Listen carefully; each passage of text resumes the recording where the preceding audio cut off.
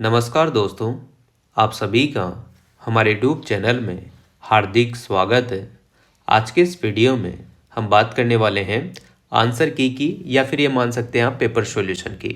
ठीक है, तो EMRS का जो पेपर था आपका, उसमें PGT वाले जो स्टूडेंट हैं उनके पोर्शन 6 था, जिसमें जनरल हिंदी था और जनरल इंग्लिश था।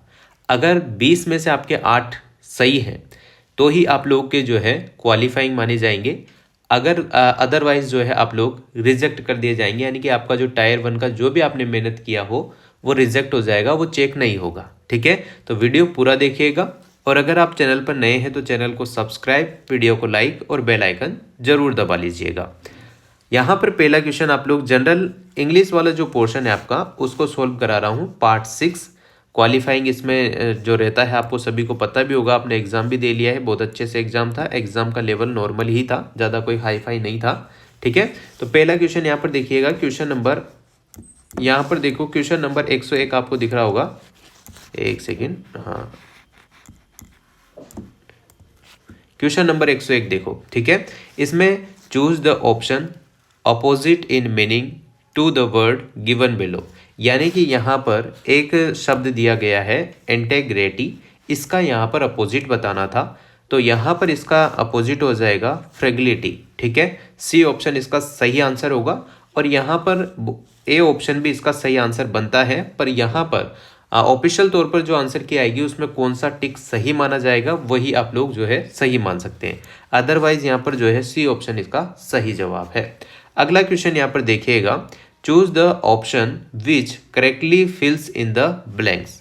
यहाँ पर दिस नेशनल हाईवे रन्स, यहाँ पर इसमें आ जाएगा C option, over hill and plains यहाँ पर आ जाएगा, तो सी ऑप्शन होगा इसका सही आंसर। ठीक है, मिलान करते रहिएगा। अगला क्वेश्चन देखो, question number 103, choose the option nearest in meaning to the word given below. यहाँ पर ऐसा शब्द या ऐसा वर्ड दिया गया है जिसका आसपास का शब्द आपको सर्च करना है। ठीक है, तो फेस्टिडियस यहाँ पर शब्द दिया गया है, इसका ये जो फास्ट है ये नहीं होगा, स्ट्रॉन्ग भी नहीं होगा और फैशनेबल तो बिल्कुल नहीं होगा, तो यहाँ पर फोर्थ ऑप्शन बचता है, यही इसका करेक्ट आंसर हो जाएगा। ठीक है ना भाई।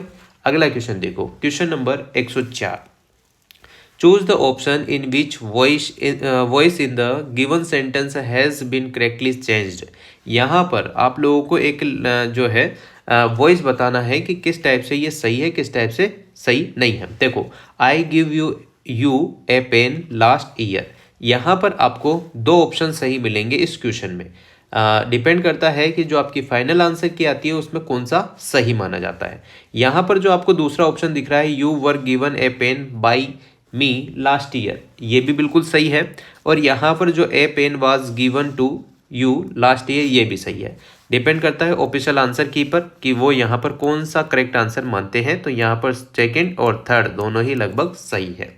अगला क्वेश्चन देखो, identify the part of speech, आपको पार्ट ऑफ स्पीच सर्च करना है। देखो, पूरा पढ़ देता हूँ, part of speech of the underlined word in the following sentence. यहाँ पर एक सेंटेंस दिया गया है, Kamala was all alone when I saw her, तो यहाँ पर ये जो आल के नीचे जो है अंडरलाइन है, इसमें बताना है कि ऑल में पार्ट ऑफ स्पीच कौन सा है, तो यहाँ पर आपको करेक्ट आंसर मिल जाएगा एडवर्ब, पहला ऑप्शन ही इसका सही आंसर है। ठीक है ना।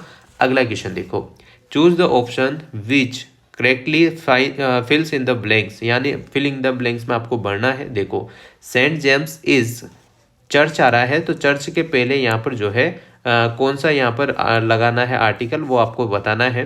नियरेस्ट यानी कि सुपरलेटिव डिग्री है, तो जहाँ नियरेस्ट आ जाता है वहाँ पर द यूज होता है, यानी कि इसका आंसर हो जाएगा सेकेंड सही आंसर।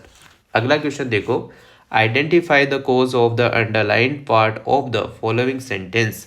जो अंडरलाइन पार्ट है उसमें आप लोगों को पार्ट ऑफ स्पीच वही बताना है, देखो क्लोज बताना है। ठीक है, देखो, that he would score a century is almost certain, यहाँ पर इसमें आपको बताना है, देखो ये नाउन है या एडजेक्टिव है, एडवर्ब है या प्रिंसिपल है, तो करेक्ट आंसर हो जाएगा अपना प्रिंसिपल। ठीक है ना, यहाँ पर करेक्ट आंसर क्या हो जाएगा, फोर्थ ऑप्शन अंडरलाइन के हिसाब से यहाँ पर सही है।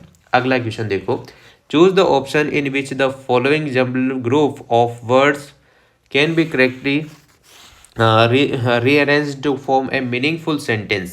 ठीक है। तो इसका आंसर देखो 108 क्वेश्चन नंबर का, इसको आपको क्या करना है, सही एडजस्ट करना है। सीधी हिंदी भाषा में बात करूँ तो देखो इसमें कैसे करेंगे।